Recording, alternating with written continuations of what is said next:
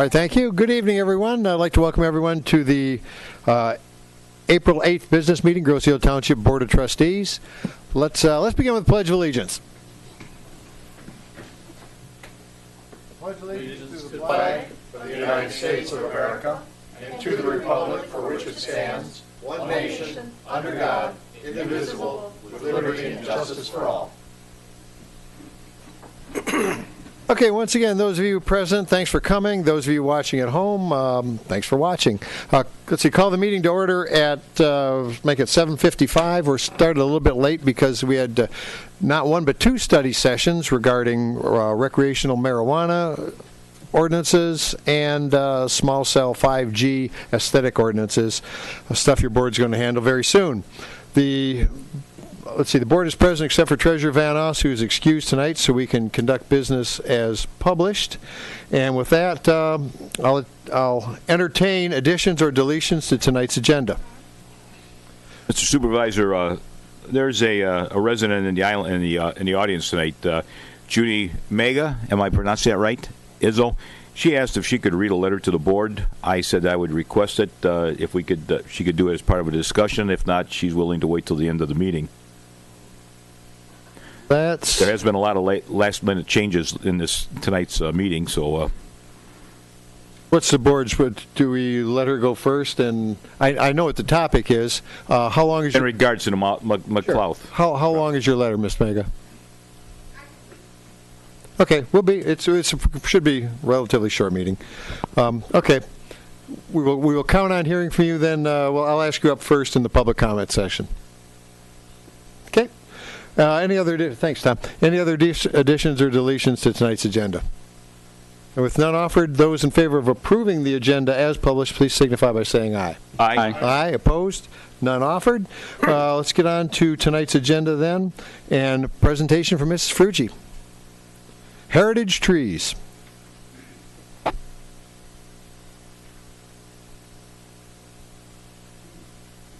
I put a copy of the one-page report on everybody's tabletop, and this is a study that was done by three of us, myself, Doug Thiel, we're members of the Grosse Ile Nature and Land Conservancy, and then we had help from Wayne Salka, who just earned his Eagle Scout, and we took an old list of heritage trees. One list was compiled in 1964 by the Historical Society because they wanted to protect some of our big trees, heritage trees on Grosse Ile. And that was, 50-some years ago. And then in 2008, there was a list of trees to protect in the Woodlands Protection Ordinance. What we did is we opened it up to current residents and asked them if they had trees that would fit the category of either a historic tree, a memorial tree, a big tree, or one that they wanted to make sure would not be cut down in the future. So this is the final report. I can't believe it took us 5 years to come up with a one-page report, but the first half of the list are trees from 1964 list and 2008. And some of those trees, when we surveyed the addresses and talked to the present homeowners, some of those trees are no longer living. So this is a current list of trees that are from the two old lists. And then down below are trees that were submitted by current homeowners. The question, now that you have the list, is how can we go about protecting these trees? I don't know whether it's something that our township attorney has to look at. I've been told we might need an easement or some deed written into the property owner's deed. But this is the list that we want to submit to the board for your, so that you can see that we've completed the survey. But now we want to make sure that these trees are included in the Woodlands Protection Ordinance, and we can reassure the homeowners that have trees that they don't want cut down in the future that those trees will be protected. And I'd be happy to answer any questions. I'm just amazed there's an ash tree still standing in Grosse Ile. I mean, they were wiped out. It may, yeah. I know our tree ordinance, because I hear my father, Ingo, complain about this all the time, is not very strong. And a neighbor was able to cut down probably a 200-year-old oak tree, citing nuisance. Homeowners have the right to cut down, I believe, 1 or 2 trees per year at will. I believe they were at some point told they have to show that it's diseased or something, but just this week they took down probably a 150-year-old oak on Island Boulevard. Massive tree. I could not get my arms around it, and it's gone. So I don't know legally what we can do to protect these trees. If a current homeowner, wants to protect it, but can you carry that protection on into to another owner through deed restriction?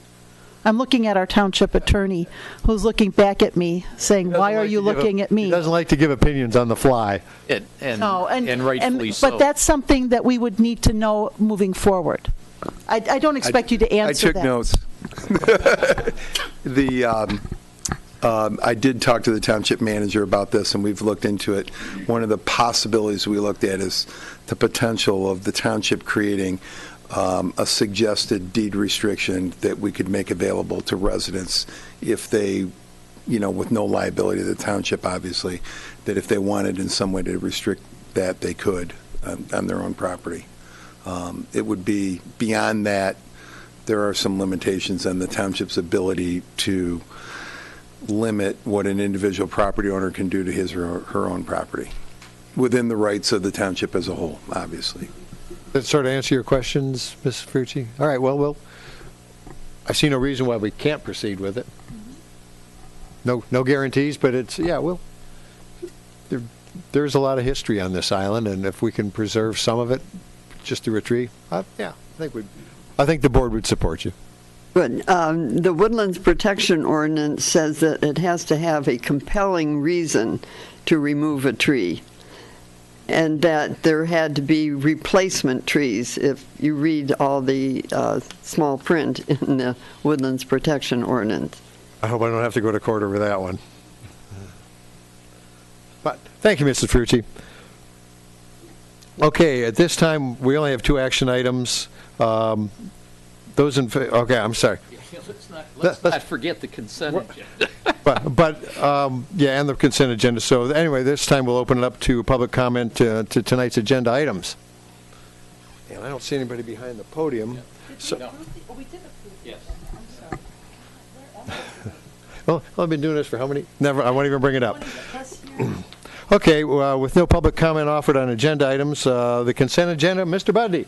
Thank you, Mr. Supervisor. I'd like to move that the board approve the consent agenda 19-001, which consists of minutes of the March 25th, 2019 regular meeting, the check registers dated through April 5th, 2019, approval to process and distribute payments through May 3rd, 2019, Grosse Ile Yacht Club's fireworks display request, appointment of a board member as BPAC liaison, the vacating of a road right of way, vacating a road right of way, and accepting the resignation of a committee member from the Planning Commission and the ZBA. Okay, moved by Trustee Budney. Second by Trustee Bletcher. Comment among the board. Just one comment.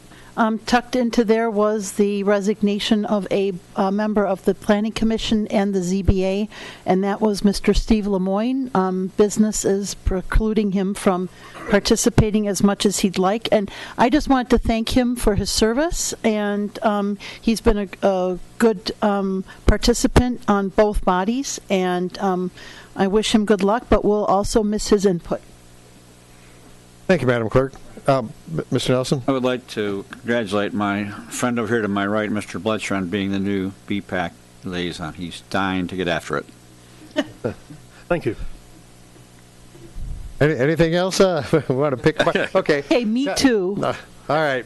Further comments? I'm sorry, but it is important to recognize the people that are putting the extra effort in. Other comments from the board on tonight's consent agenda? Okay, with none offered, those in favor of approving the consent agenda 19-001 as read into the record, please signify by saying aye. Aye. Aye. Opposed? None offered. The consent agenda is approved.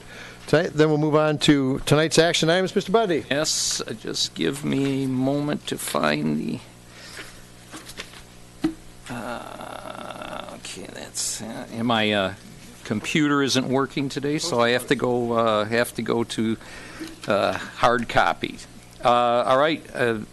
Proposed motion for the board to approve the Groseal Township Board, based upon the recommendation of the Groseal Airfield Commerce Commission and Airfield Commerce Park Manager, hereby authorizes Mike Duker to sign contract number FM 82-05-C61 between MDOT Aeronautics and Groseal Township for the apron joint ceiling design project. The cost of the above referenced contract shall not exceed $26,074, of which the township share shall not exceed 5%, or $1,303. Support. Second. Oh. I'll support. Thank you. Okay, so just Thank you. after you read all that, moved by Trustee Buddy, seconded by Supervisor, and I guess we'll count on Mr. Duker to fill us in with Yes, we will. the fine print. Mike? Yep, thank you, Mr. Supervisor. So this is a contract with MDOT Aeronautics between us and them. There are two contracts. This is the design portion that comes forward, that always comes first, and the construction will come back to you after we bid it and get the construction document together. For the past, probably almost since the entire time I've been here, one of the things I've been arguing with MDOT about, they run specialty programs for crack sealing and joint repair, but they only support it for asphalt, which has always been a point of contention, and I've tried to make a point that concrete should definitely be eligible for these special programs that they run. This year we were lucky to talk them into giving us a grant here for our original Navy ramp, which is probably the best pavement we have here on the whole airport. But if you come out in the summertime, you'll notice all the weeds coming, and then now we're spraying a lot of herbicide. I'd like to try to avoid that application unless we really need it. So this summer that will take place, as long as the bids come back well and everything. We're probably going to be shooting for a mid to late summer. Unfortunately, I wish it was earlier, but that's the way the contracts are rolling out. So the grant's looking in there to be about $239,000 total, and that will redo every joint on our airport apron ramp. Right out here, and will also give us some funds for miscellaneous panel replacement. So we have a couple of panels in front of hangars or the fuel farm that are breaking up really bad. We can do a select few replacement panels there. So our cost for the whole project will be 5%. So a very reasonable deal for us and a good way to get some maintenance done around here. No? Oh, I'm sorry. Go ahead. Not a general fund site. It's your airfield fund, self-contained financing. Okay. And as we know from the roads, this crack ceiling makes a difference. Right, and then just, from a housekeeping standpoint, the only reason this contract has to come to you is for the MDOT contracts. We have to have the board approval. So even though it's only $1,300, we have to have the rubber stamp from the Township Board to authorize me to sign the contract with the state. Is there a 5% contribution for the $239,000 as well? Correct. Yep. Okay. So we'll have 5% share on the construction and the design portion of the project, which we have budgeted for this year. Everything. Perfect. Yep. Thank We you. actually budgeted at $300,000, so we're hoping the bids come in a little cheaper. Which, okay, $15,000 to have that much work done is a great deal for the airport. Mm-hmm. Hey, any other comments, questions for Mr. Duker? Okay, with none offered, those in favor of following the recommendation of the Airfield Commerce Park Commission, and those in favor, therefore, of approving Mr. Duker to sign contract number FM 82-05-C61 between MDOT Aeronautics and Grosseto Township for the apron joint sealing project. Cost, as presented, shall not exceed $26,074, which the township share shall not exceed 5%, or $1,303. Again, those in favor, please signify by saying aye. Aye. Opposed? None offered. Thank you, Mr. Duker. Thank you very much. Again, hopefully we'll see you in another month or two with the construction portion. Thanks. Mike. Mr. Bletcher. Thank you, Mr. Supervisor. I propose to award the open space trail construction bid for the Ferry Road Trail Connector to T&T Tree Service in an amount not to exceed $18,500, subject to the March 11, 2019 proposal. Support. Second. Okay, the other Jim beat you to it. We give it to Trustee Bletcher and seconded by Trustee Budney. Mr. Bletcher, background? History and purpose and explanation of this is the Greenways Open Space Committee recently secured with Township Board approval a vacant piece of property on Ferry Road for the purpose of connecting a pedestrian trail to the trail known as the Ferry Gauge Connector. The previous informal trail crossed private property before entering onto open space. Due to the construction of homes on the property, the informal trail access is now prohibited. This project will replace the connector and will be constructed in accordance with the purchase agreement as required by the seller. Additional privacy plantings will be added in the future. The project will not begin until after the real estate closing takes place, which is expected within the next 30 to 45 days. And this is moving along. This has been well anticipated. It has. The trail has, there's been a rough walkthrough. The trail is approximately 1,500 feet in length. Are looking at a 6-foot wide path with approximately 8 inches of chips. And this is simply the cheapest bid that we had. The next bid was approximately $24,000. And we're looking to, again, place the trail in places where it's not going to be subject to going through wet areas, particularly in the springtime, so we'll get more use out of the trail than we've ever had before. Good.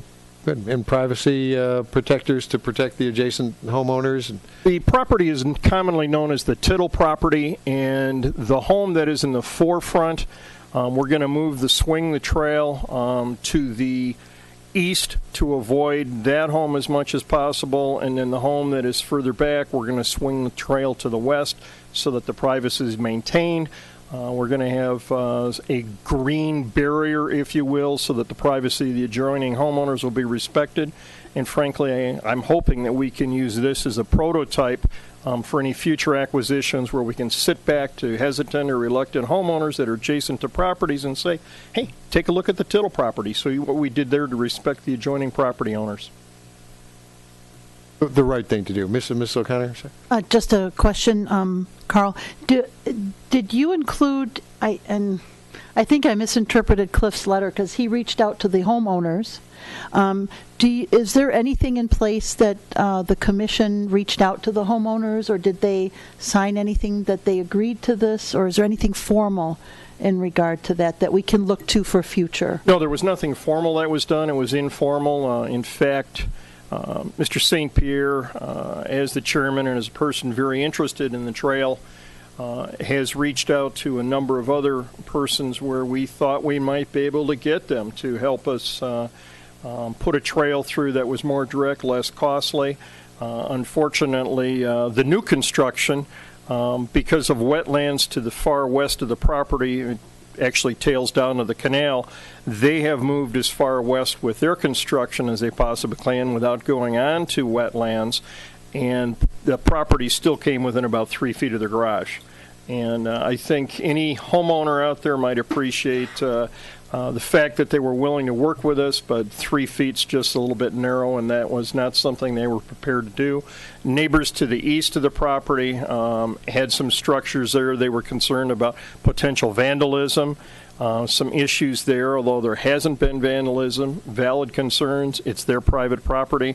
And we took all of that into consideration, so we then looked around for a replacement property that met the criteria that Cliff and the commission had established, that is being reasonably close to the old trail, something that would provide access to Macomb Street. If you look at the island, the western portion on along Meridian, which has an eastern border with the canal, has the bike path and a lot of open space there. But there was really nothing on east of the canal. And what this was an attempt to link those properties that are north of Island and Stout with a way of getting down to Macomb and where the paths cross at the foot, essentially, of Lowry and Meridian.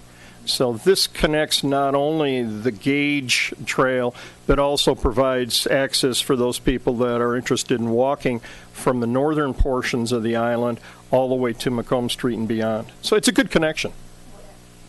Absolutely. I know a lot of, I live in that neighborhood. I live on Island.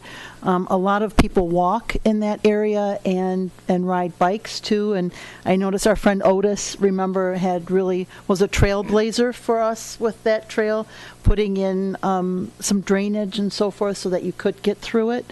So I know a lot of people, as you well know, were very concerned, and they love having that kind of access into the, across the island, then down to Macomb Street. So, and I would again like to take this time to thank the board for the support on that. It was a unanimous decision. I've had nothing but positive feedback from everybody that's looked at it, walked it, considered it. And again, thanks to the board for all of your support on this. Thank you, Mr. Bletcher. Other comments, questions for Mr. Bletcher? Yes. Mr. Malvesto. In the past, there's been other pieces of open space property, trails been proposed. Whether they were denied or through lack of support, never took place. So what I'm asking is there anything, can you provide any documentation that the millage just passed for maintenance monies for open space allows construction, building construction, however you want to refer to it, of a trail within that property, the spending of maintenance monies? Is there anything in writing that allows that? I would defer that to Mr. Ream, who has the expertise and the history on this. In the past, most of the trails have been informal, so certainly that is a legitimate use for maintenance. In this particular case, we lost a trail, which technically wasn't our trail, but it was part of our system that allowed access to the open space. So I would take the position that it's appropriate use in this particular case. So, but it is definitely a question that I have pondered. But in this situation, I believe it is appropriate. It may be appropriate, but does the millage as passed allow for it?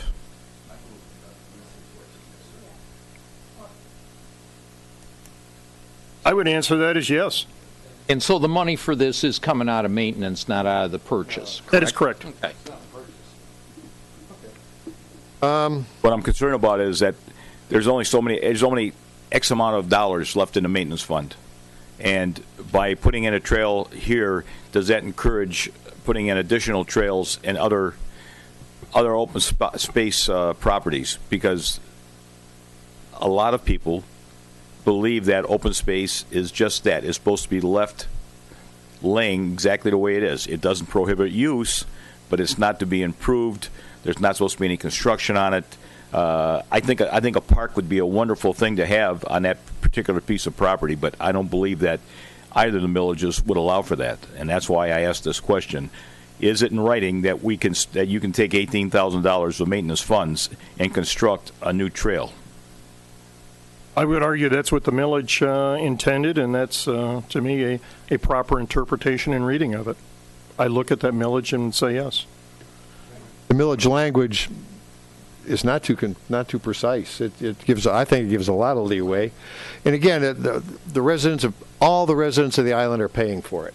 And I'm kind of leaning towards all the residents in the island ought to have access until it infringes on somebody's private property rights. But we're taking, I won't say extraordinary, but proper steps to preserve the privacy. And this is not a tarmac that we're building. This is a wood trail, and we've done that on other open space properties. And I think the point of the open space wasn't just to let it lie fallow. I think written into open space ordinances is passive recreation, and walking through safely without getting hurt is a use of that. Other comments? Okay, with none offered, those in favor of awarding the open space trail construction bid for the Ferry Road Trail connector to T&T Tree Service in an amount not to exceed $18,500, subject to the March 11th, 2019 proposal. Those in favor, please signify by saying aye. Aye. Opposed? Opposed. Okay, 5-1, the motion does carry. And that concludes tonight's action items. With that, Clerk's report, Madam Clerk. Thank you, Mr. Supervisor. First of all, Brian, my trusty deputy, is on vacation, so he will have the great pleasure of recreating the meeting from the video of this meeting. So I'm glad Ted gave us all a lesson in how to use the microphone. Basically, my message to you tonight is short and relatively sweet. I did enjoy sitting in on the question and answer session that trustees Malvesto and Budney hosted last week, or it's almost 2 weeks ago. Was it last? Well, it was Last Thursday of the month. And a couple of things that I came away with from that is residents, a lot of the residents there actually are regular visitors to our board meetings, so they know they have access to the board. But there were some fresh faces there, and that was really nice to see. But they really had a concern that they have no access to the township board. And we have a person who's going to speak to us today as well. The forum to come to the board and tell us that something is bothering you, or that you like something, or that you want us to do something, one forum available to every resident of this township is the comment podium at the meetings. And so, number one, we encourage you to come and stand at the podium and tell us what your concern is. And I know people don't like to speak in public, but when you have something of concern that the public should hear, you should be saying it in public. So my message is democracy is a contact sport, and to make it work, you have to contact people. If you go on our township website, all of us trustees have a name and a phone number and a email address through the township by which you can access us. All our chair people and commissioners, I believe, are listed in the Rotary, and you may not have access to their phone numbers and addresses and so forth, but you can contact them through the township and send them a note, and one of our staff will put it into their mailbox, put it into their packet. Our commissions really act as the ground force that when there's something related to recreation, to police, to fire, to Island Fest, you come to that commission meeting and you bring your concerns. But I also want to remind people that just face-to-face contact is really important. And so coming to a meeting, letting people see and hear from you really means a lot to us. And I always am pleased when people do come. They may not always have nice things to say about us or about me or what we've just done or what we haven't done, but we need to hear it. And this is the place, this is the time and the place that we are here to do that. Now, these extra meetings of Q&As are also very valuable, and I encourage us to rotate maybe so that you're not always hearing the same trustees, and they're not always hearing the same questions. But I think you have multiple opportunities to get in touch with us, and we hope you take advantage of all of those. And with that said, that's it for the clerk's report. Right. Along the same lines, there were 3.5 of us at the last session, and the Open Meeting Act came into play because people aren't sure if all seven of us can be there or not. Tom, do you have a legal opinion on the Open Meetings Act? If we're not voting on anything, we're just my Q&A? thought is it's strictly a Q&A. There's no debate. There's no discussion. We hold it to a Q&A, and I believe that's perfectly all right. You're always safe if you don't have a quorum. That's true. But I also want to compliment you, Jim. You do a really good job. Great job as a moderator. Of Yep. monitoring and keeping it to Q&A. I was very impressed. Just so we're clear, the standard is deliberation. So, but if you want a direct legal opinion on that, I'd be happy to give you one, and I think we keep it, that's for the board on a confidential basis. All right. Thanks, Tom. Okay, well, thank you, Madam Clerk. In the stead of Treasurer Van Oss, you're going to do his treasurer's I report? am not going to do this. No, we are not. I don't have it. Do we have we don't have a treasurer's report. So I'm not going to do it. Okay. You know what? I won't do it either. So I'm sure we'll get by just fine. With that, we'll move on to trustee liaison reports, and we have Mr. Bletcher first. Thank you, Mr. Supervisor. Regarding open space greenways, the Tittle property acquisition that has been subject to a Phase 1 environmental study. The survey has been completed in a rough draft form. The Township's advisor is reviewing that survey and will have approval that's expected within the next 10 days. The second matter is construction of the trail. As I alluded to earlier, there was a unanimous vote on the Township Board to acquire that property with the idea of a trail being put in. That trail will be 6 feet wide, 8 inches thick, and approximately 1,500 feet in length. Construction is expected to begin during the summer of 2019, depending upon the weather, availability of wood chips, and any other factors that may come into play that would cause a delay in that. As an example, if there was a labor action or any further problems with a particularly wet summer. I also have the pleasure now of serving on BPAC. Bicycle Pedestrian Advisory Commission is exploring the connection of a bike path and pedestrian trail to the mainland. That would include Trenton and Gibraltar and points beyond, ultimately linking through the various communities to what we refer to as the Iron Bell Trail. Plans include placement and location for a proposed connector, as well as grants and other sources of funding. Second, there is also a bicycle safety classes that total 3 in number. You may reach the details and sign on with GrosealRecreation.com. I encourage you to do so. We're at the beginning of hopefully a long spring that leads to summer with schools out and children using the bicycle paths in the streets. It is important that our kids understand how to use bicycles safely. It's much more than just getting on and riding and watching the path in front of you, and we encourage all of the community there. 10 and under, we require the participation of a parent, but 11 and older, we would like to have them join so that they can refine skills and have a safe community. The bicycle pedestrian trail is also undergoing maintenance this summer, which includes a rebuild of the bridge across from Meridian School. There's also going to be staining on all the other bridges for preservation and an extension of the useful life of those bridges. Finally, with respect to the police department, I would like to engage in a little bit of trivia tonight. April is Distracted Driving Awareness Month. So I'm going to ask a question, and you can tell me true or false. Drivers can multitask without worry of being involved in a crash. True or false? False. Talking on a cell phone is just like speaking to a passenger. False. Distracted driving is any activity that diverts attention from driving, including talking or texting on your phone, eating and drinking, talking to other people in your vehicle, adjusting the radio, entertainment or navigation system, anything that takes your attention away from the task of driving. True. Texting is the most alarming distraction. True. You cannot drive safely unless the task of driving has your full attention.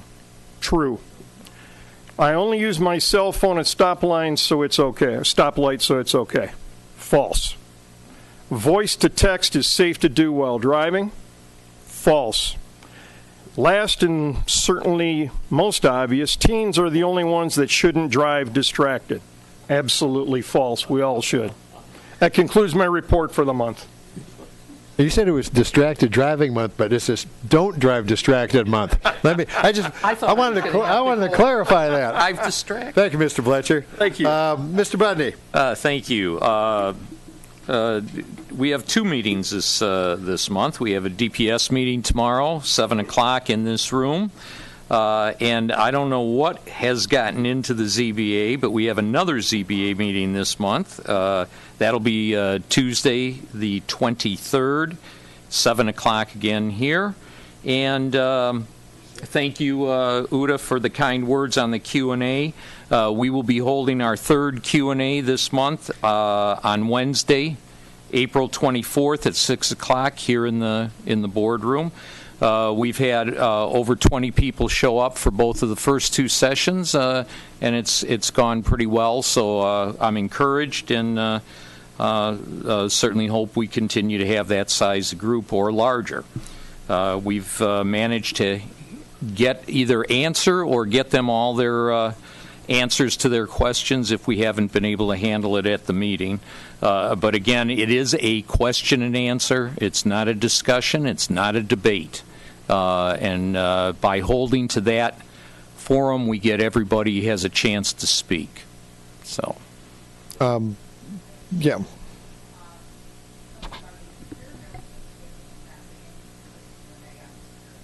The only thing we're writing down is really the questions that we can't answer.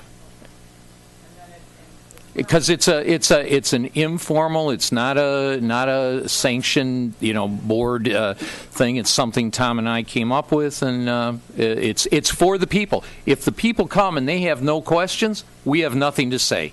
It's not there. We do not have an agenda. There's nothing put out to them on any specific topic. It's strictly what they want. Mm-hmm. Did you have a time correction, Mr. Fournier? What did I say, 7? She's absolutely right. I forgot we switched that. Yes, it's at 6 o'clock. All right. Boy, I would have been late. Effort. I would have been late. Team effort here. Okay. Anything else? That is it. Thank you. Okay, thank you, Mr. Bundy. Mr. Malvesto. I'm going to follow up a little bit on what Trustee Bundy had to say. Over the past years, both Jim and myself have come to recognize through being approached by different people that there's some intimidation of approaching the podium and speaking, and they didn't have great faith in being able to ask a question or getting an answer for that question. So something Jim and myself talked about, we decided to put a question and answer program in place. As Jim said, and we make it very clear in our in the meeting, beginning of the meeting, that this is not to negotiate, this is not to bargain. It's simply, if you have a question, we will answer it to the best of our ability.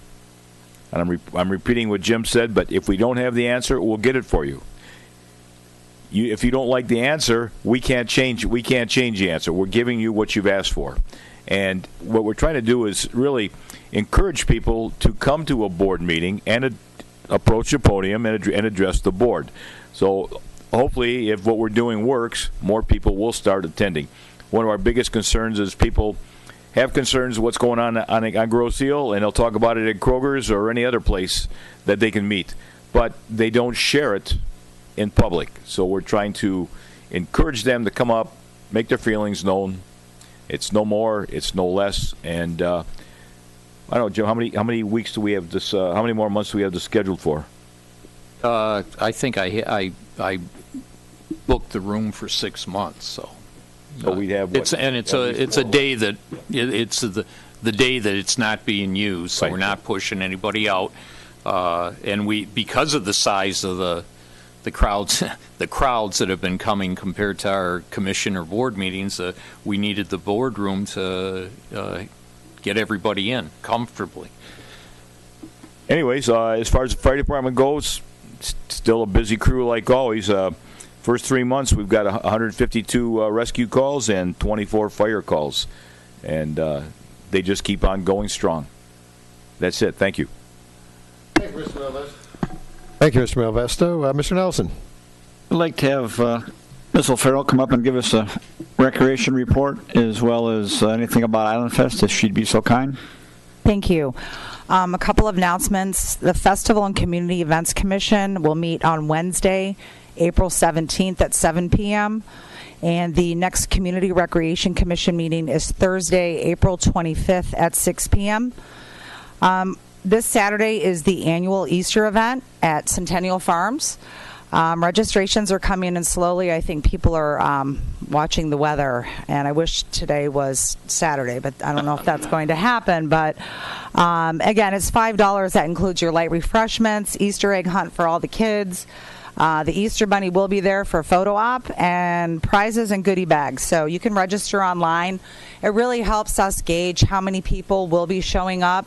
And we do accept payment at the door as well. It just helps us, gauge for the cookies and the juice and those types of things. So if you know that you're coming, we just ask that you register online.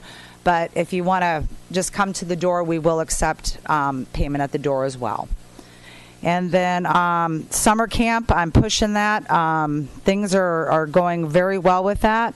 The planning stages, the donations still keep coming in. So I walked in this morning and there's a box of crayons and coloring books and arts and crafts. People are dropping them off at the department. So I just want to say thank you for those donations for summer camp and paints and all the good stuff. So registration's going very well.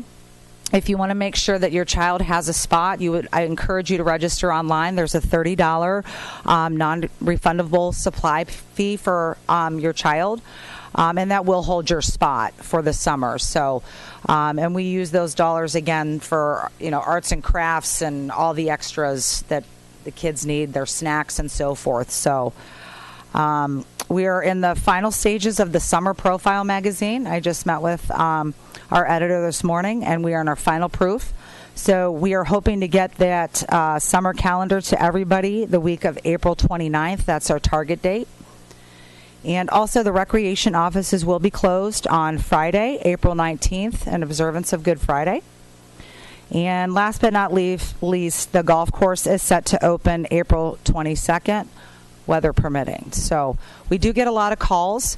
The hard part with Water's Edge, we do not have cart paths, so we're not able to put those carts out. I think I did stress that in the last meeting, but the guys are working right now to at least get everything up and running for walking, but it's still been very wet. We don't want you to come off the course with mud all over you. So, and my last comment, we are still accepting applications for our seasonal employment. We do need a few more lifeguards. We've got some new applications, some good ones, very excited. And I am also in need of an assistant summer camp director. Danielle West is our director. She is in need of some help as our numbers are growing with the camp. So certified teachers that are off for the summer, this would be a great opportunity for you. And again, you're not working 40 hours a week in the summer. This is kind of splitting the duties with Miss West. And so if you're interested in that, you can email me directly, fill out an application, send your resume to my email, or just call if you have questions about the positions. And all the positions that we are advertising for are on the .com, growsteel.com, under the Community Recreation tab. And down in the lower left-hand corner, it says job descriptions. And that's all I have. Thank you. Thank you, Mr. Farrell. Is that all? That concludes trustees. Township of Mr. Assorti. Mr. Supervisor, Mr. Assorti should stand up and at least be recognized for his birthday today. Oh, well. Happy birthday, Mr. Assorti. Thanks. Happy birthday, Tom. Mr. Im.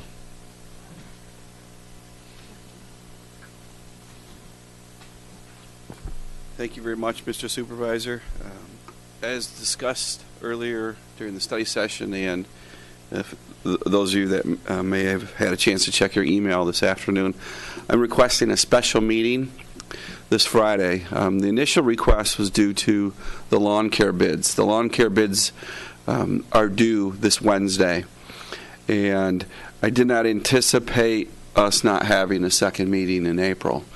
So that puts us back to the middle of May, and we could have snow another week or two and not be an issue, but I don't want to take a chance and fall behind. So I'd requested that we have a special meeting, and that's how that request initially came about. And in the meantime, as we discussed during the study session, even though we don't anticipate things happening that quickly at the state level, but it's possible for the marijuana ordinances. So I would propose at that meeting not only be lawn care, but also to adopt an ordinance prohibiting the marijuana businesses and establishment. And the other item we discussed was adopting a wireless facilities aesthetic requirement. And I had learned last Friday that was an FCC requirement that needs to be adopted by April 15th. So those are very time-sensitive items. And by straw polling the board, I believe 11 a.m. on Friday works for a majority of you. And I know that would leave you out, Clerk O'Connor, but you're welcome to still come and join us at lunchtime. So does that, I guess, just basic consensus work for everyone? So, and a special meeting will be limited to those items, correct, Mr. Supervisor? So Okay. we will so post. Right, and I appreciate the board doing so. So, thank you very much. Okay, offices closed on Friday. Township offices closed Good Friday. 19th, correct. Sorry, Lori. I have a question for you, and I don't mean to bring this, but talking about the bike path or the building the path on the open space, for the residents of the island, people have asked, where are we with the Manchester Woods purchase?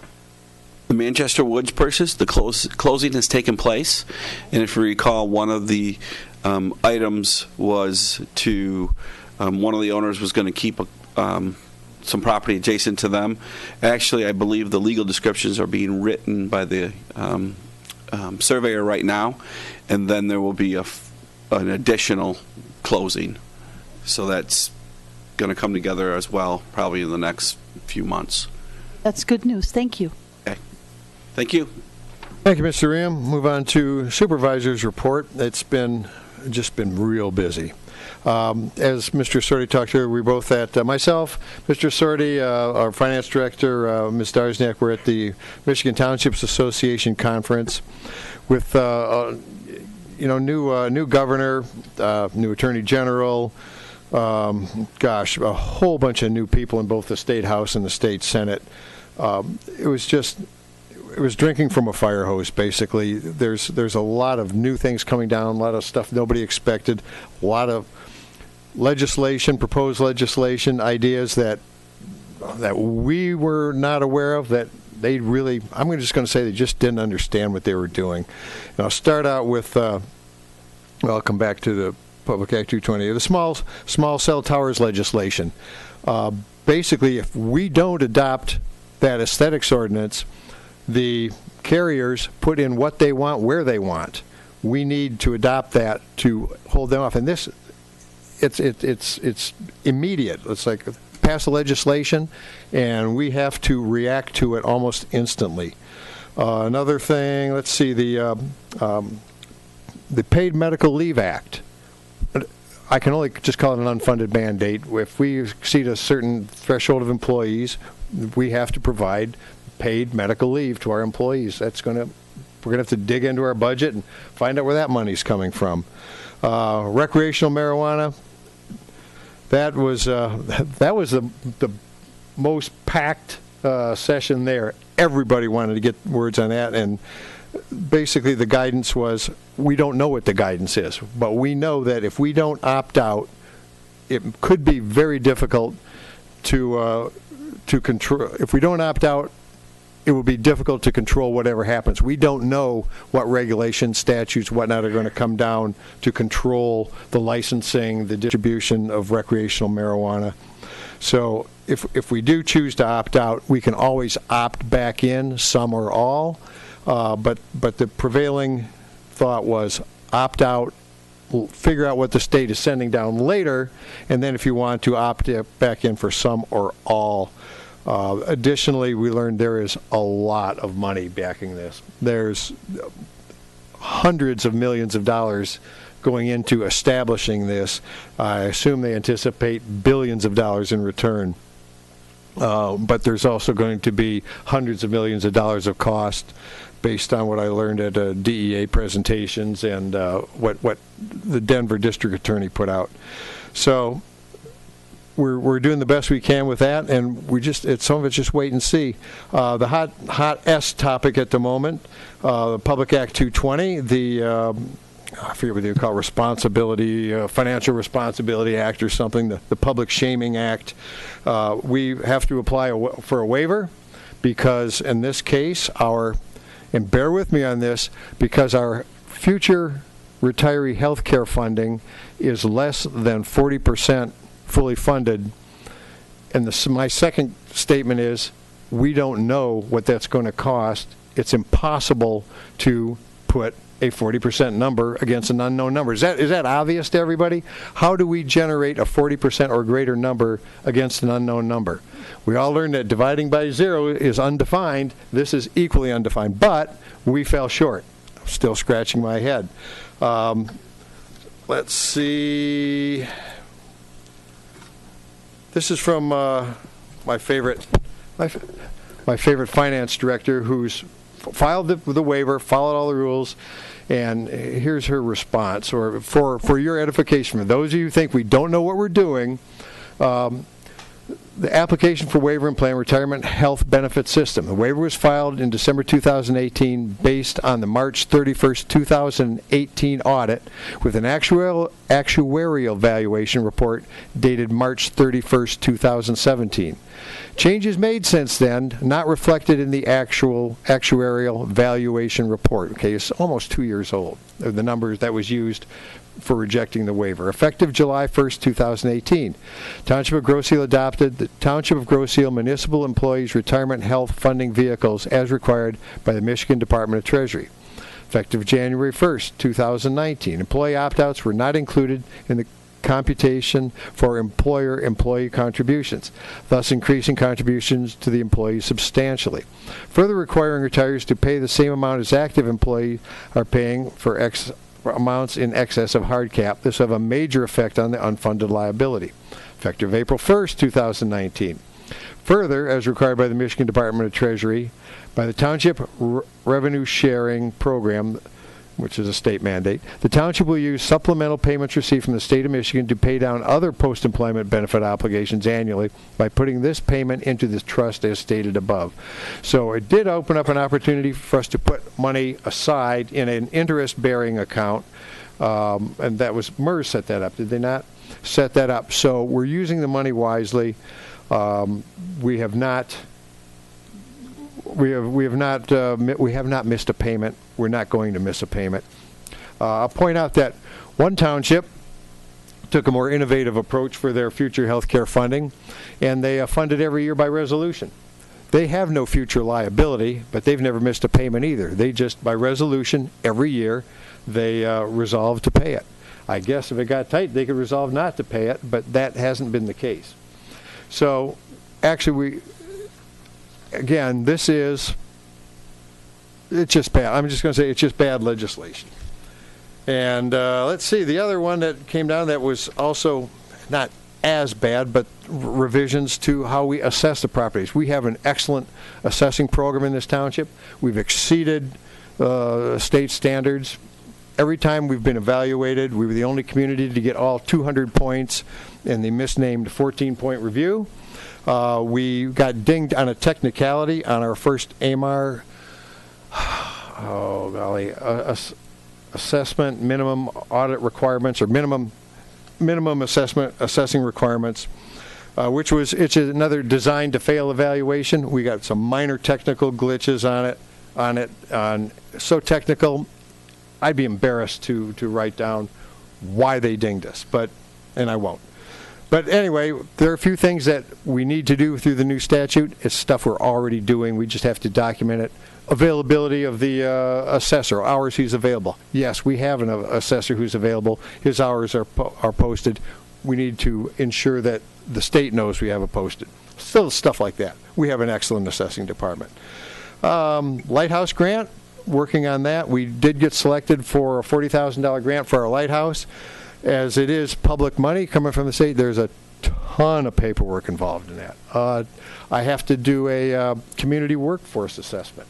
Fortunately, most of that information is available through Wayne County or for SEMCOG, but to paint a lighthouse, I have to percentage of women in the workforce, percentage of minorities, et cetera, et cetera, et cetera. We just want to paint the lighthouse. But anyway, that's the requirement, and that's going to eat up a lot of time. Moving along, the Environmental Protection Agency, their open house. It's not exactly an open house. It's a community involvement program. The first sessions were completed. Actually, Mr. Ream, Mr. Buddy, and I were there. Spoke with Ms. Kirsten Safarkas, Jacob from anyway, it was MDEQ, the EPA, and the contractor who is correlating all the information. So the next opportunities are April 9th, 10th, and 11th to speak with these aforementioned individuals. They want to speak with residents, local business owners about the cleanup of the former McLeod Steel facility, also known as Detroit Steel Corporation, also known as Riverview Trenton Railroad. If you have questions or concerns about the facility and its cleanup, please contact EPA contractor Meg Musa and we'll have this information on the website, of course, at 440-688-4006 or meg.musa at tetratech.com to schedule a 30-minute appointment that is convenient for you, daytime or evening. We'll be stationed at the Trenton Veterans Memorial Library, 2790 Westfield Road in Trenton. And they're very knowledgeable, really easy people to deal with, and they do want to hear from you. Community interviews provide the basis for a community involvement program to help the agency handle concerns and keep residents, businesses, and local officials informed and involved in the cleanup. Visit, and it gives the EPA Superfund site for more information on the EPA's community involvement process and more information on the McLeod site. Additionally, we expect the Federal Register to be published on the 14th and the McLeod site to be listed on Superfund on April 18th, which starts another, I'll call it, tedious. It's a very, very involved process of, again, more public comment, more research. But eventually, probably in my lifetime anyway, we will see that that sign cleaned up, and nothing's going to happen there other than the ongoing demolition. There will be no development for the next several years. I'll say 2 years easily, and probably closer to 5. So that's where that stands. Slightly better news, the International Wildlife Refuge Alliance benefit dinner was held Saturday night. Susan Smith, who replaced Mr. Hardig as the refuge manager, promised the visitors would be open soon, sometime. Unfortunate, it's disappointing to see. It's going to be a beautiful facility, but it's just taking so long. And that site, every time they dip a shovel, they find something they don't like. But it progresses. Additionally, that night, Ingo was there. It was great. He's in great spirits, and he's just tickled that he was one of the founders of Nature and Land. He's very excited to see this happening, and hopefully they'll get it done. Miss Smith she's recruited. She was transferred over from Hawaii to oversee this project, to be the refuge manager, but she's from St. Clair Shores originally, so she was really glad to be home. Very personable lady, very nice. Additionally, Chief Murdoch and I are working with the Wayne County Department of Homeland Security on their emergency response plan. This turned into a lot bigger project than Chief's laughing. He's kind of laughing on the outside. They have to renew the plan every 5 years. I don't remember this much emphasis 5 years ago, but this is just a ground-up revisit of the plan and the priorities. And having participated in Grosse Ile Township planning for about 2001, I think we kicked off the first one, Chief. We have kind of set a standard for communities on support plans. I plan to keep it that way. Hopefully, we never have to open one up, but it's there. And it's important to have this plan because without a community that doesn't have the plan, they're telling the federal government, we don't take it that seriously, and the federal government, the FEMA says, well, then you're just not eligible for funding. We've done our part. We would be at the top of the list. Hopefully, it'll never come to that. Yeah, hopefully. Okay, that's where I'm spending way too much time, and I always say some parts of my job are better than others, and this is not one of the good parts. But unfortunately, the March 11th meeting, again, I hate to have to do this, but there were a lot of assertions made that were just untrue, and by golly, I get an opportunity to defend myself. So what I've done, I've just put together, assuming this will not,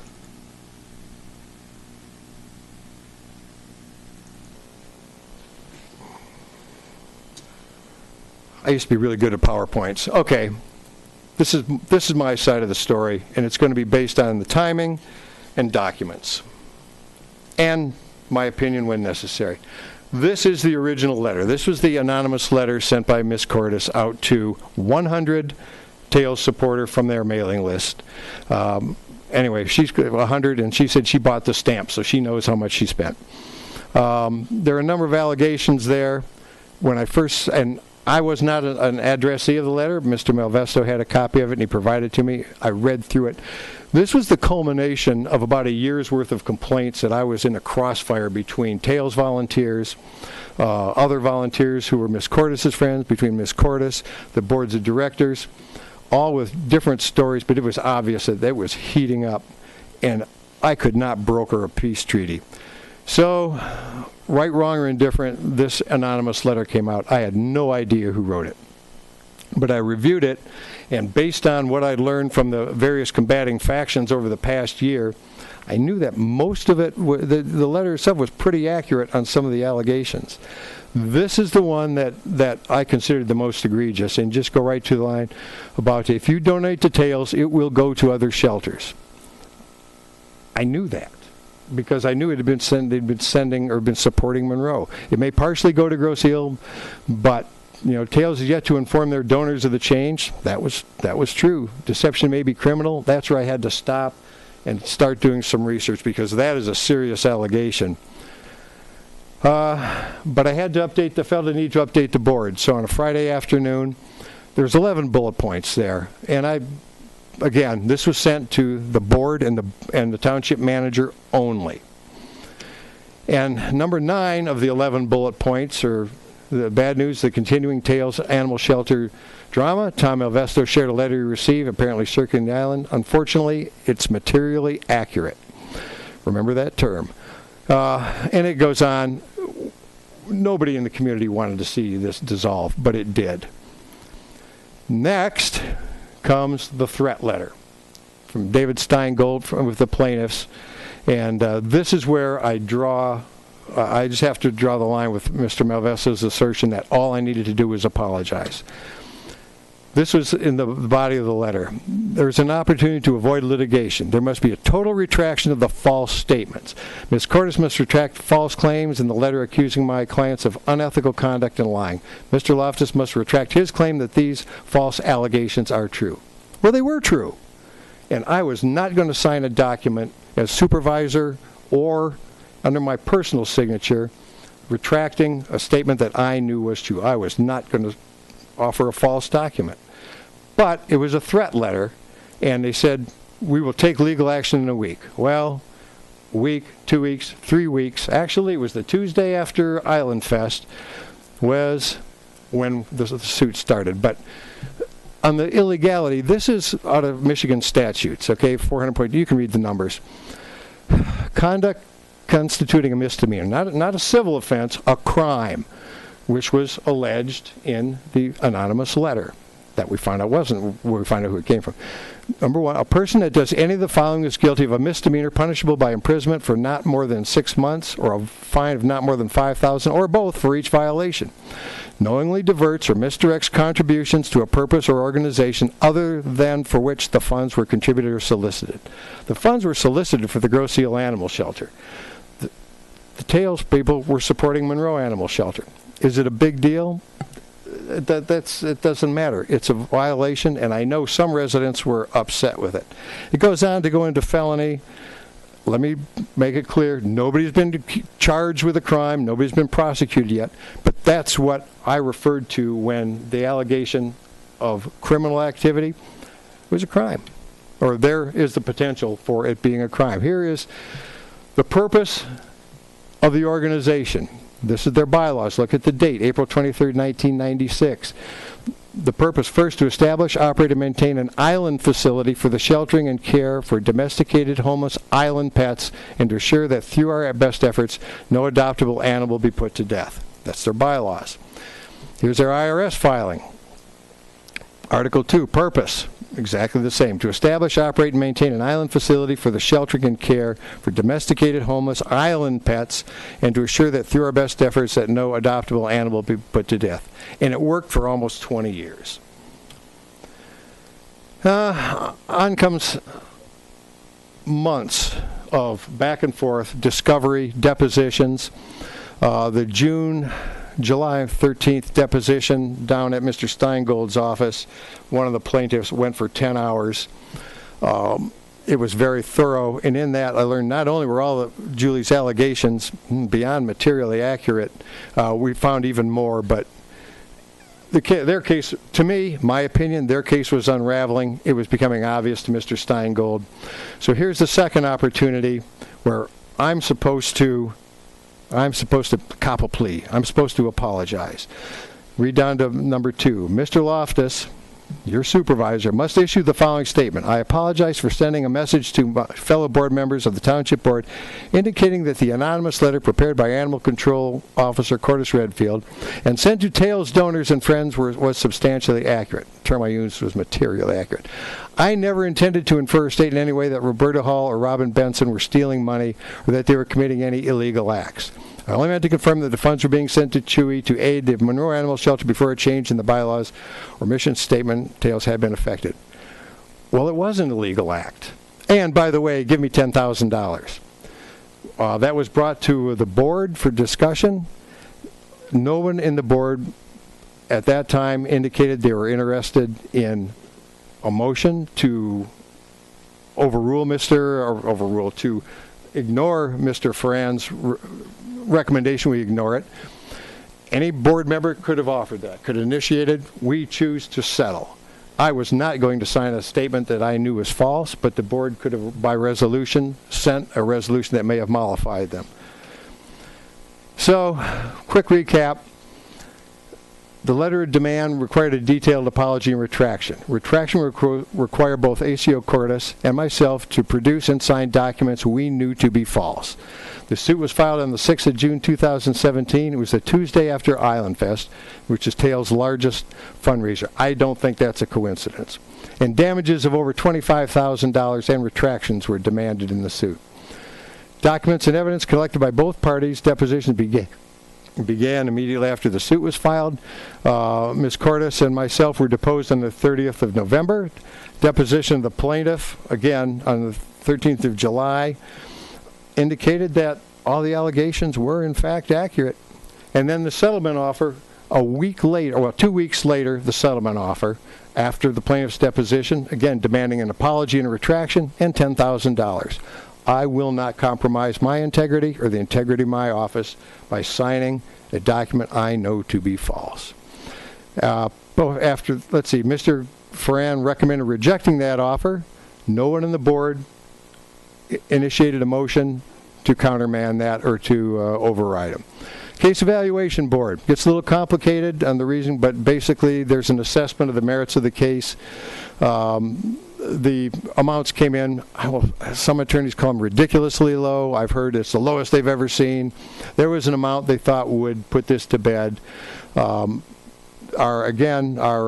never saw a settlement offer. None was proffered to me as the legal agent of the township. I don't think our attorney saw a settlement offer. The plaintiffs were interested in it, but it never made it to us, or probably not through Mr. Ferrand, because he knew their case they were not going to prevail. Anyway, the plaintiffs request dismissal. Mr. Frand ensured that the dismissal was entered with prejudice, which means this cannot be reintroduced. And the judge signed the order on the 29th of October 2018. We waited 30 days for the appeal period to lapse, and then wrapped up with the closing comments.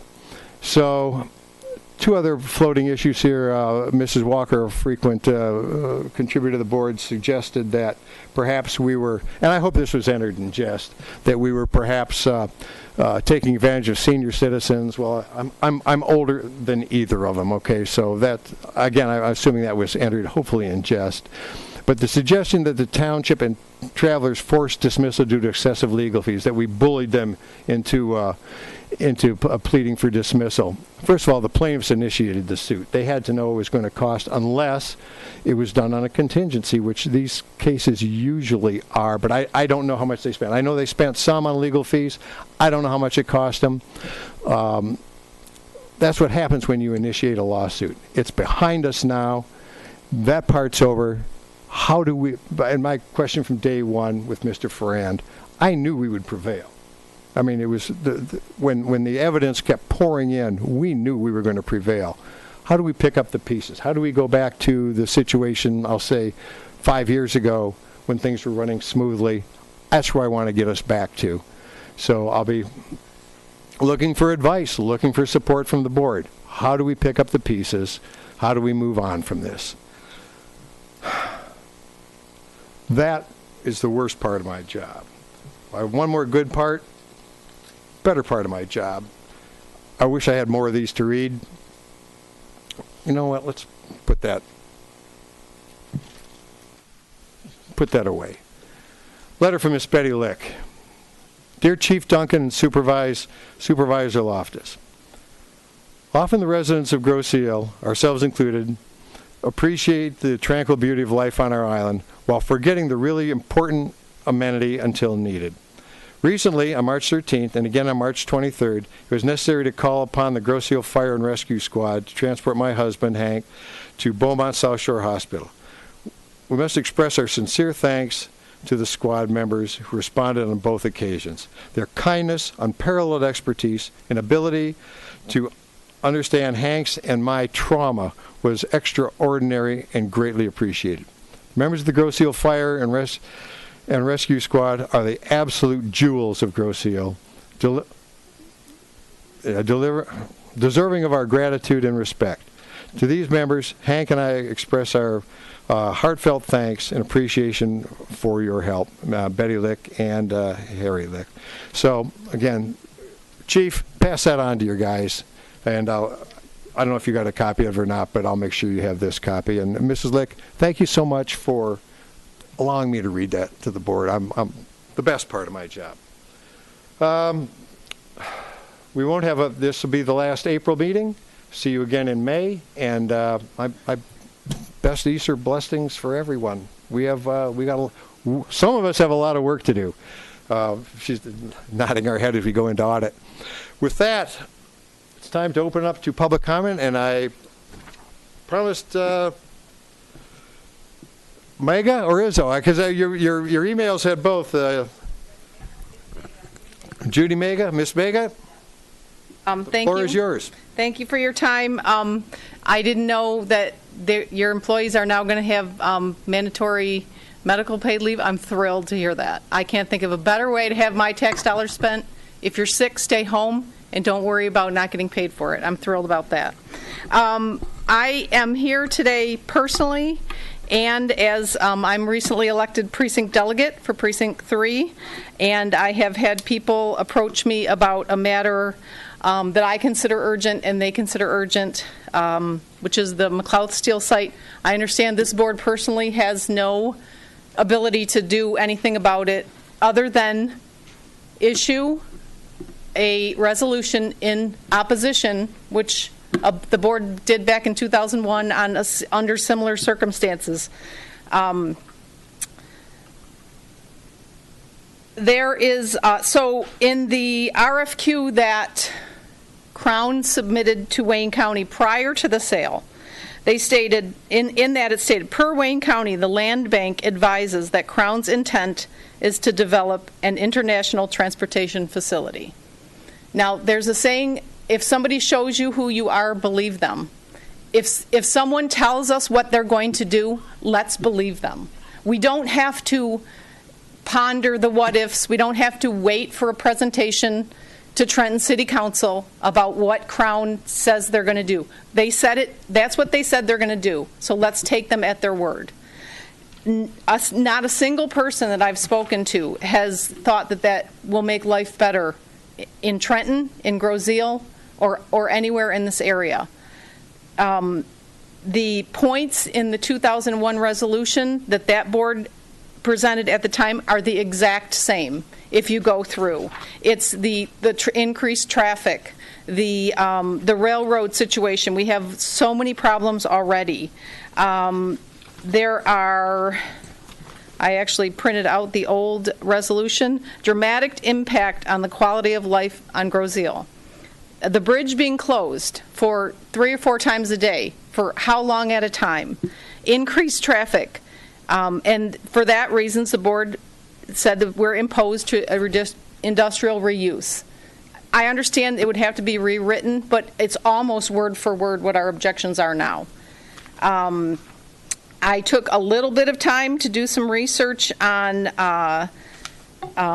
some of the impacts. I know previous residents have spoken. I wasn't able to come to last meeting, but I read the minutes and I doubled down on their concerns. Member of the Groseal Natural GINLC, yes, said that there's so much toxic chemicals buried in the dirt there, in the shores of the water, but it's buried now because McLeod hasn't been functioning for years. When those big ships pull up and dredge into that, that's going to expose a whole nother, and I don't trust Crown as far as I can see them to do the right thing. Who's going to clean that up? If 20 years from now it's killing our children or putting the river back to the way it was back in the 50s and 60s, who's going to pay to clean that up? Not Groseal, not Trenton. We're not going to have that kind of money. The noise and vibration issues, the air quality, the hazardous materials that will be transported in the area, the view. Next time you go down 75 on the right-hand side in Detroit, as you're heading towards Detroit, look at all those shipping containers piled 3 and 4 high. It's a horrible view. It would completely ruin this area. There's been other communities across the United States who have turned down ports for these very reasons and more. And there's the Port of LA recently had a $10 million settlement from the owners of the port given to reduce air pollution to the residents in the area. I don't want a settlement to try to make my house soundproof to the sound of trucks unloading all hours of the day and night, and the semis that have to sit there for 8 hours with their diesel idling because the boat that was supposed to come in was late. And that's what they do, because those truck drivers do that. So I guess my point is, why would we wait as a township? What possible good could come out of waiting, and what harm could do from issuing that statement now? Trenton is meeting next month on Crown's permit application to change the zoning. So after that is done, the wheels are going to be in motion. In my opinion, and in the opinion of many people that I've spoken to, the sooner we get it on the record, and even if that's all it is, the sooner we get it on the record, the better. What could be the harm? Oh, we left out one thing why we object? Okay, we'll add it later. I mean, there's no, in my mind, I cannot think of a reason to wait. I can think of a lot of harm that could occur by not waiting. By Trenton being lulled into the believing that we're not really that concerned about it as a board or as a township because we haven't said anything. So please consider doing the resolution. I haven't seen a lot of public outreach for public. I mean, I know you say, like, please come to the meetings and it's not a comfortable place to be up here. It's really not. Not that you're all nice people. It's not that. It's just that people. Try sitting here sometime. I know. It's just not like people don't. This is out of the comfort zone for most people. So, trust me. When I have people come up to me and say, "Can you please pass it on?" People are very concerned. If you look online, if you look on the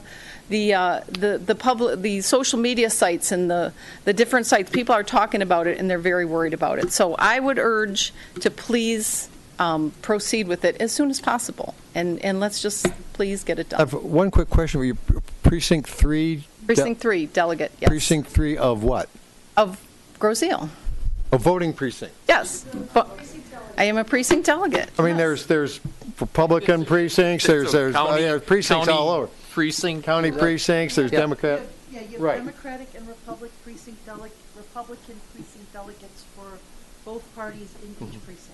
Okay, so voting And precinct. they're elected. Now, August. okay, just for the record, and not to kick this in either direction, you know, a resolution has absolutely no legal bearing for anything. I 100% know that. Okay. Yes, I do. And I also know there was a reason they felt compelled in 2001 to pass it, because it gives. You know that the other entities, Riverview, Trenton, and Wayne County, have all ignored that resolution also. I know that as well.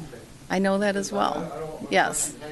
No, I don't think that's going to be like, oh, Groseal doesn't want it, deal done. No, I don't. I know better than that, but it would make the people here feel better that you tried. Like, you listened to what your people were saying and you said, no, we don't want any part of this. The other ports that have been denied across the nation, in part, sometimes it's due to public outcry.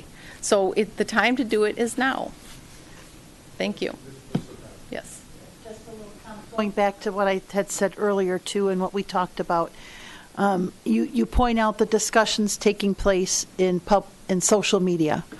And those are really good. Those are valid. Those get people talking. But it's also really important for them to reach out then to their officials, because we are not all on the same social media. Everyone's got different things, right? And so I really like that you've come here. I applaud you for standing at the podium, but I also hope you'll take this back to your precinct and say, give those people that information. You know, send a letter, make a call, come to the meeting. You don't have to say anything. If there's 30 of people sitting there staring at us, we get the message. So, yes. But I'm really glad that you came to talk to us today. Well, I thank you for allowing And thank you for your email also. Meg, I would ask one other thing. The Trenton Planning Commission was to have taken this up at their last meeting, and it was tabled to the May meeting. That's not correct. No. It has not been. Trenton is reviewing master plan zoning, and this has not been. The letter came from Crown. It went to the city administrator. It has not been.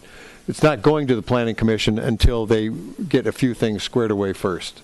My information was incorrect on Yeah, that. the last time I spoke to the gentleman at Trenton, and he said mid-May at earliest, and that they would have to give the required 14-day notice. And that was my other question: is somebody from our board going to be at that meeting? Okay, and please. Please make it known to them that we don't want this. I mean, I know they didn't spend millions of dollars to put a park in, but they also don't have to ruin the lives of everybody around here. Thank you. Thanks for coming. Judy? Very much, yes. Thank you. I want to correct you on one thing. Yes. Because I was telling you earlier, I grew up on the Detroit River in the 50s and 60s. We don't want to restore it back to that. That was terrible. We don't. We definitely terrible. don't. But thank you for coming. Really appreciate it. All right. Mr. Debussy. Oh, Ms. Mago was coming here. I'm here for McLeod as well, actually. For me, well, first, I completely support what she said, but I kind of want to begin with something else, which I think is a positive thing. I know it can feel like a lot of complaining, a lot of things going on, but we had the last time I think I came before the Township Board meeting, and I did get people from social media to try to direct things to you, including 600 folks on one petition and 100 folks here from Groseal. One of the things that I brought up was the water thing, and I know you all acted on that and made the public comment, and as a result of that, we now have a berm, which is great, I think, and it's a good example of how us engaging with different agencies can have a real impact. It's not everything, but we know now that, some of that sheet flow is not going into the river, which I think is an undoubtedly good thing. So with that in mind, I know last time when I came before the board, it was like I didn't give you enough time. So that's why I wanted to come tonight, because I wanted to report back to those 600 and 100 people that this positive thing did happen, and that now is an opportunity to engage positively again, especially as the public comment period opens for the Superfund, April 14th. That's a public comment period that's possible to engage with. But yeah, going back to this resolution, which I think Ms. Mega really eloquently brought up. For me, it's also just like if something's changed, if we are in favor of something like that or don't want to take action on that, I just think it's important that our public officials are on the record like that. So, right now we have that 2001 position. Is that still standing or not? I think that's what a lot of us really want to know. And as it has no legal bearing, it exists. So I would actually argue differently, because a legal bearing, so that could actually be submitted in a Superfund public comment period, and so that has legal bearing because that's something that can be brought up in future time periods. The bottom line is, this is a huge time period for this waterfront. I haven't been here that long, but I'm fortunate to be around family that has been here very long, and having those stories, we're in a period where the entire waterfront in front of us is going to get remade from McLouth down to DTE, and we all need to be thinking what do we want? What do we want our communities to be? And I don't think an intermodal shipping port is what we all envision as something that's going to make our communities better. Is that something we have all the power to change? Not necessarily, but I think we can change some things, especially as public money gets involved in that. Maybe it's not everything, but maybe at least some part of it's some kind of public access or restoration. So I think we've got to start advocating for that sort of thing. So this is me coming before you all. As Ms. Mega says, it is an uncomfortable position to be in, but I want to be proactive. And before the next township meeting, ideally, I know that feels like a short time and you all have a lot to do, but I'd like to have some idea of what to tell folks to engage with, so I'll leave it at that. But I think at the bare minimum, I think that resolution should be reintroduced or affirmed or whatever it is. And I know there's been differences on this, but I do think if we're not going to clean it up to a residential level, which I've heard is cost prohibitive, I think we should at least get numbers or studies on that to prove that. And if there's parts that can be cleaned up to a residential level, just things like that. So that's why I'm here tonight. I had no idea she was coming, but I didn't see it on the agenda. I thought the last time we talked about this was very productive. I thought a lot of good information got out there. I tried to listen through Mr. Loftus' comments in the last meeting. I thought they were good too. But yeah, just trying to be proactive, give you all notice before I engage those 600-ish people, and hopefully get them to engage in a positive way again. So that's all I wanted to say. Yeah. Thank you, Mr. Dibicet. Ms. Frucci, did you?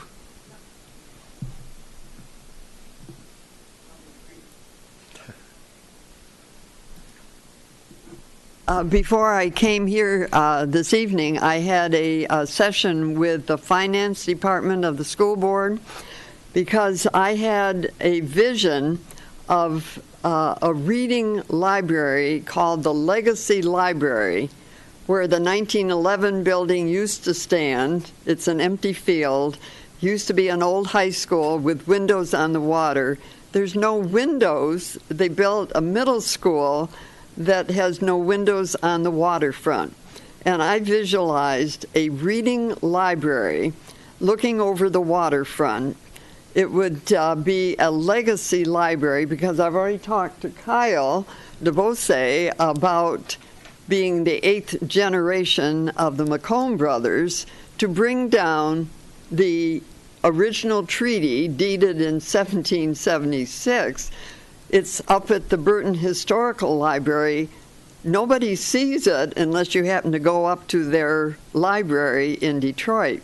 to bring the real treaty back to Grosse Ile, call this a legacy library. I've been collecting Grosse Ile artists for 50 years. We're going to donate our art collection to this library. I just met with the school board, their finance department. They were concerned about who's going to pay for this. Well, my plan is to have a fundraiser and use private funds, not school funds, but hopefully get their okay to use the property to build a reading library looking over the waterfront. And they advised that I come to the township board and see how we can work together to make this happen if it's going to be a reality. And I'm happy to say that just my short visit here, we've planned a session with Brian Loftus and Dale Riem and Ann Ann. I remember her. Dargis. Other Ann. To see how the township might possibly be involved. So it's a seed that's been planted, but I thought maybe you should know that this is in the works. We don't know whether it will actually happen, but I guarantee it won't happen if it never gets started, so we're starting. And I've worked with SIDUC, and you know who they are, the John Wilkie, former Wilkie and Yobs, who took this hangar and made it into a state-of-the-art township hall. They're going to work on the design of a reading/lending library to give folks a chance. The school board, the finance committee was concerned that are people using books anymore? We'd have to have a technological library, but I think all those can be worked out. But right now it's just a seed that is hopefully going to germinate and become something that people can enjoy. The waterfront, the middle school has really no water view, and it's missing. And being a graduate of I graduated from the 1911 building, and to see yourself now. Come on. Yeah. And looking out at this empty field and no view of the waterfront where it's located, I'm hoping that this could be part of our future. Thank you, Mrs. Frucci. And don't overlook the possibility of finding if there's some grants available. There's got to be some organization that has money they just love to give away for this kind of concept. So that might be a funding option also. Okay, thank you, Mr. Frucci. Other comments? There isn't much public at present. I think we hit them all. I think we hit them all. Okay, well, with that, I would move that we adjourn our meeting. So moved. Second. Seconded by Trustee Bletcher. Those in favor of adjourning and watching the basketball finals, please signify. Well, you don't have to. Signify by saying aye. Aye. Aye. Opposed? None off. We will stand adjourned at make it 23 past. Thanks for coming out tonight, everyone. Have a great Easter with family and friends. Be careful, and summer's coming.